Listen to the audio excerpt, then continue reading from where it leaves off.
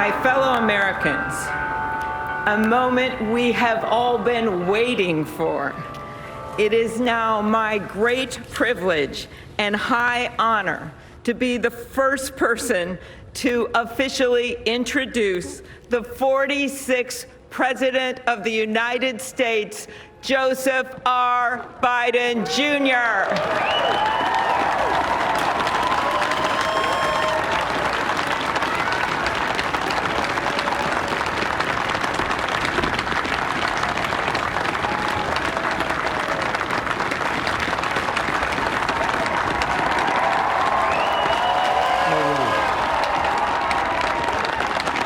Chief Justice Roberts, Vice President Harris,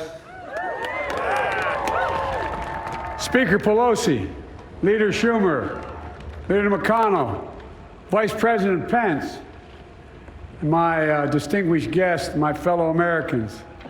This is America's day. This is democracy's day, a day of history and hope, of renewal and resolve. Through a crucible for the ages, America has been tested anew, and America has risen to the challenge.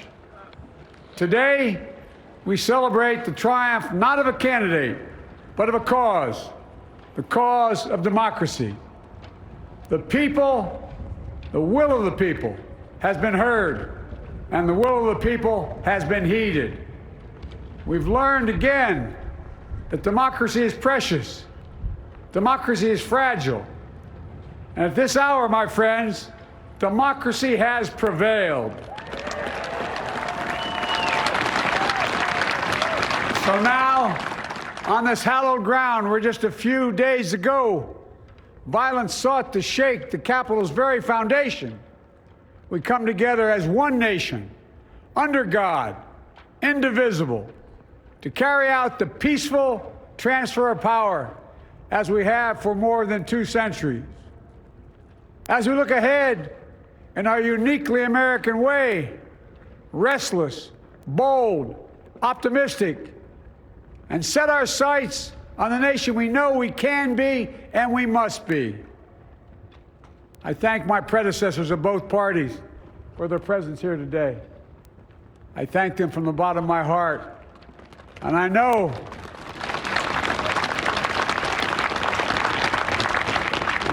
the resilience of our Constitution and the strength of our nation, as does President Carter, who I spoke with last night, who cannot be with us today, but whom we salute for his lifetime in service. I've just taken the sacred oath each of those patriots have taken, the oath first sworn by George Washington. But the American story depends not on any one of us, not on some of us, but on all of us, on we, the people, who seek a more perfect union. This is a great nation. We're a good people. And over the centuries, through storm and strife, in peace and in war, we've come so far. But we still have far to go. We'll press forward with speed and urgency, for we have much to do in this winter of peril and significant possibilities. Much to repair, much to restore, much to heal, much to build, and much to gain. Few people in our nation's history have been more challenged or found a time more challenging or difficult than the time we're in now. Once-in-a-century virus that silently stalks the country. It's taken as many lives in 1 year as America lost in all of World War II. Millions of jobs have been lost. Hundreds of thousands of businesses closed. A cry for racial justice, some 400 years in the making, moves us. The dream of justice for all will be deferred no longer. A cry for survival comes from the planet itself, a cry that can't be any more desperate or any more clear. And now, a rise of political extremism, white supremacy, domestic terrorism that we must confront and we will defeat. To overcome these challenges, to restore the soul and secure the future of America, requires so much more than words. It requires the most elusive of all things in a democracy: unity. Unity. In another January, on New Year's Day in 1863, Abraham Lincoln signed the Emancipation Proclamation. When he put pen to paper, the president said, and I quote, "If my name ever goes down into history, it'll be for this act, and my whole soul is in it." My whole soul is in it. Today, on this January day, my whole soul is in this, bringing America together, uniting our people, uniting our nation. And I ask every American to join me in this cause.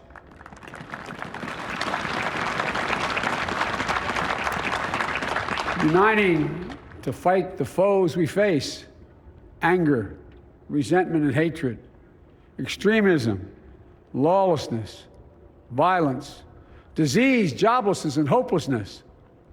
With unity, we can do great things, important things. We can right wrongs. We can put people to work in good jobs. We can teach our children in safe schools. We can overcome the deadly virus. We can reward work and rebuild the middle class and make health care secure for all. We can deliver racial justice, and we can make America once again the leading force for good in the world. I know speaking of unity can sound to some like a foolish fantasy these days. I know the forces that divide us are deep and they are real.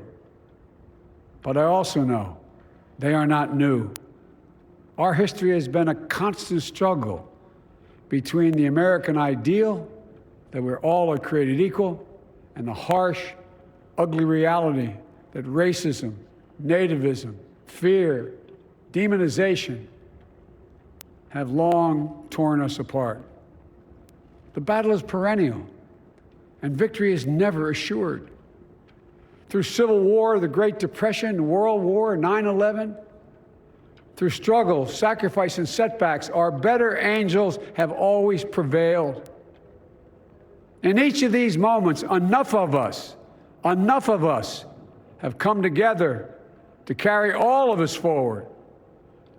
And we can do that now. History, faith, and reason show the way of unity.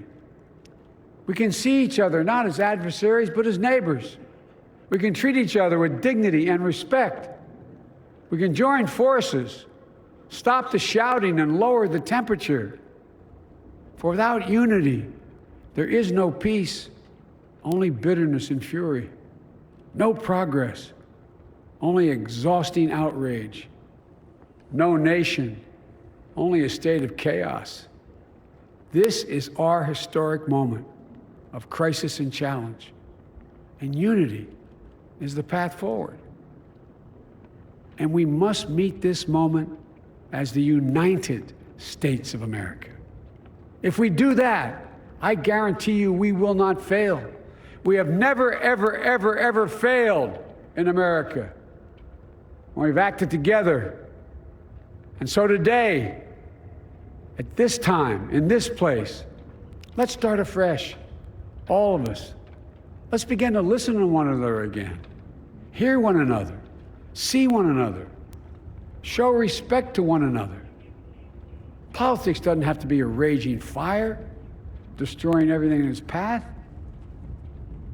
Every disagreement doesn't have to be a cause for total war. And we must reject the culture in which facts themselves are manipulated and even manufactured.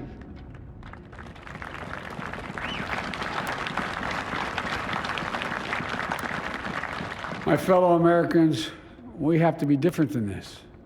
America has to be better than this. And I believe America is so much better than this. Just look around. Here we stand in the shadow of the Capitol Dome, as was mentioned earlier, completed amid the Civil War, when the Union itself was literally hanging in the balance. Yet we endured. We prevailed. Here we stand, looking out on the great mall where Dr. King spoke of his dream. Here we stand where 108 years ago, at another inaugural, thousands of protesters tried to block brave women marching for the right to vote. And today, we mark the swearing in of the first woman in American history elected to national office, Vice President Kamala Harris. Don't tell me things can't change. Here we stand across the Potomac from Arlington Cemetery, where heroes who gave the last full measure of devotion rest in eternal peace. And here we stand, just days after a riotous mob thought they could use violence to silence the will of the people, to stop the work of our democracy, to drive us from this sacred ground. It did not happen. It will never happen. Not today, not tomorrow, not ever. Not ever.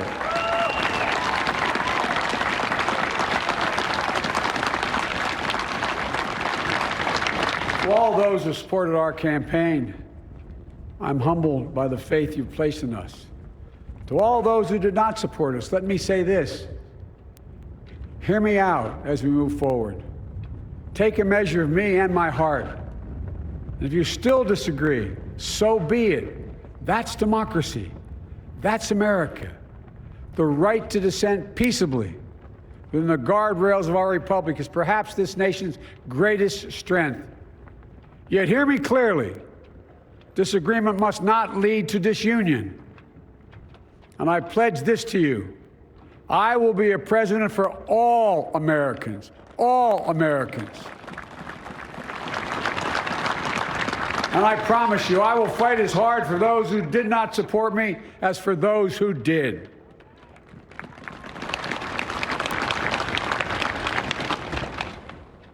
Many centuries ago, St. Augustine, a saint of my church, wrote that a people was a multitude defined by the common objects of their love.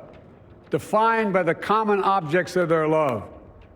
What are the common objects we as Americans love that define us as Americans? I think we know. Opportunity, security, liberty, dignity, respect, honor, and yes, the truth. Recent weeks and months have taught us a painful lesson. There is truth and there are lies.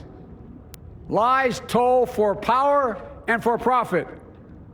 And each of us has a duty and a responsibility as citizens, as Americans, and especially as leaders. Leaders who have pledged to honor our Constitution and protect our nation, to defend the truth and defeat the lies. Look, I understand that many of my fellow Americans view the future with fear and trepidation. I understand they worry about their jobs. I understand, like my dad, they lay in bed wondering, can I keep my health care?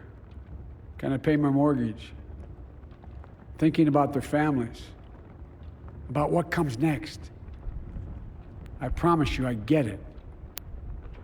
But the answer is not to turn inward, to retreat into competing factions, distrusting those who don't look like you, or worship the way you do, or don't get their news from the same sources you do.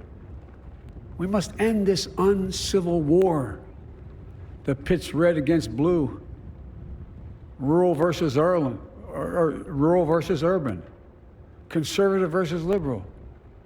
We can do this if we open our souls instead of hardening our hearts, if we show a little tolerance and humility, and if we're willing to stand in the other person's shoes, as my mom would say, just for a moment, stand in their shoes. Because here's the thing about life. There's no accounting for what fate will deal you. Some days, when you need a hand. There are other days when we're called to lend a hand. That's how it has to be. That's what we do for one another. And if we are this way, our country will be stronger, more prosperous, more ready for the future. And we can still disagree. My fellow Americans, in the work ahead of us, we're going to need each other. We need all our strength to persevere through this dark winter. We're entering what may be the toughest and deadliest period of the virus. We must set aside politics and finally face this pandemic as one nation. One nation. And I promise you this, as the Bible says, weeping may endure for a night, but joy cometh in the morning. We will get through this together. Together. Look, folks, all my colleagues I serve with in the House and the Senate up here, we all understand the world is watching all of us today. So here's my message to those beyond our borders. America has been tested, and we've come out stronger for it. We will repair our alliances and engage with the world once again, not to meet yesterday's challenges, but today's and tomorrow's challenges. And we'll lead not merely by the example of our power, but by the power of our example.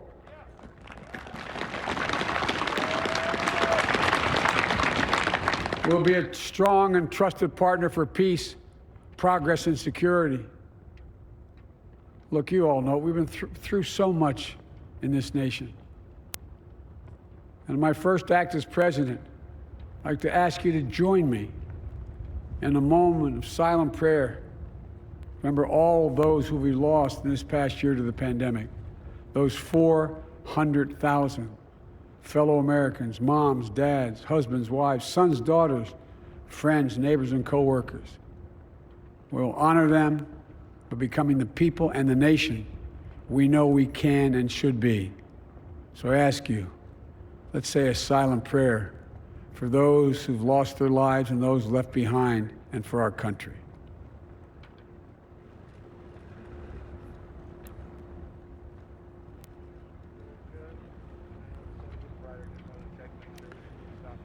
Amen. Folks, this is a time of testing. We face an attack on our democracy and on truth, a raging virus, growing inequity, the sting of systemic racism, a climate in crisis, America's role in the world. Any one of these would be enough to challenge us in profound ways. But the fact is, we face them all at once, presenting this nation with one of the gravest responsibilities we've had. Now we're going to be tested. Are we going to step up, all of us? It's time for boldness, for there's so much to do. And this is certain. I promise you, we will be judged, you and I, by how we resolve these cascading crises of our era.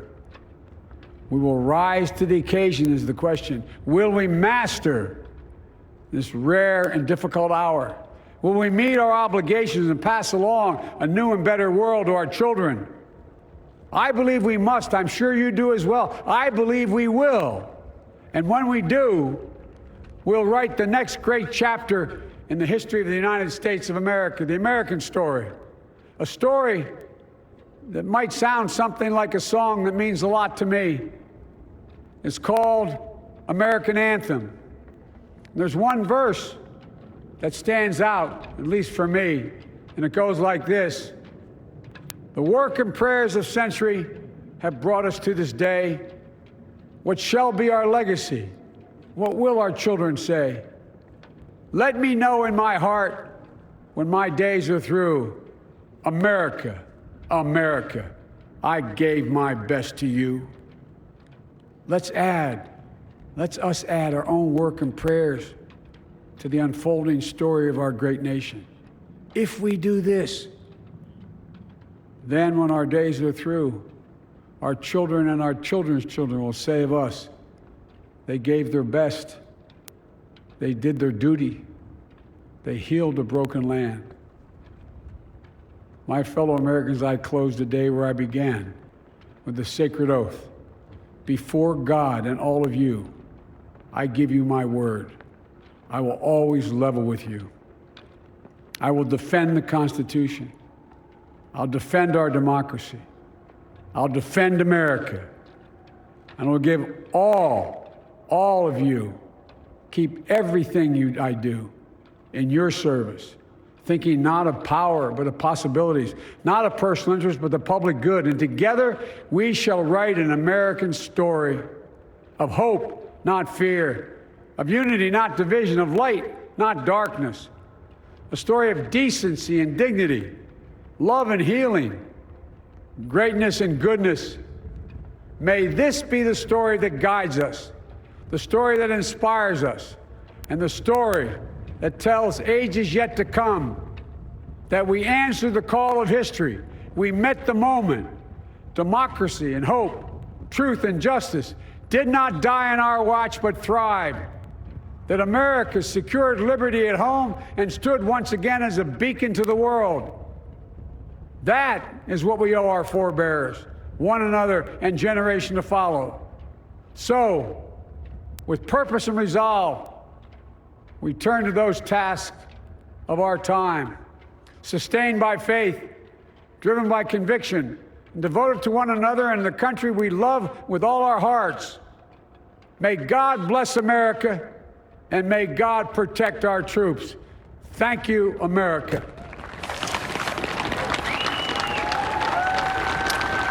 The inaugural address of Joseph Robinette Biden, now 46th President of the United States. Powerful, personal, emotional at times, delivered with command. The new president called Americans to empathy and action. He noted those events of 2 weeks ago, the siege of the Capitol, noted that our democracy is fragile, is precious, but it has prevailed. Ladies and gentlemen,